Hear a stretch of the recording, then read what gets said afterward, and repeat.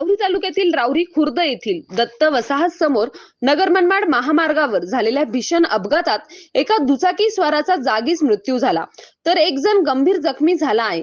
ही घटना दिनांक 17 मे रोजी रात्रीच्या सुमारास घडली. नेवासा तालुक्यातील खडका फाटा येथील दत्तात्रय साहेबराव भांगे आणि अर्जुन सुमिदास माळी हे दोघे दिनांक 17 मे 2026 रोजी रात्री 8:30 वाजे दरम्यान राहुरी तालुक्यातील पिंपरी अवघड येथे बाबू बर्डे यांच्या घरी जात असताना राहुरी खुर्द येथील दत्त वसाहत समोर अज्ञात वाहनाने दत्तात्रय भांगे यांच्या दुचाकीला जोराची धडक दिली. या धडकेत दत्तात्रय भांगे यांच्या डोक्याला जबर मार लागल्याने ते जागीच ठार झाले, तर त्यांच्या बरोबर असलेले अर्जुन माळी हे जखमी झाले असून त्यांच्यावर रुग्णालयात उपचार सुरू आहेत. अपघातानंतर दोघांना राहुरी येथील ग्रामीण रुग्णालयात नेण्यात आले.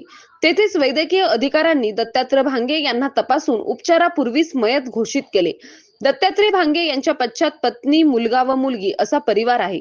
त्यांच्या अकस्मात निधनाने खडका फाटा परिसरात शोककळा पसरली आहे.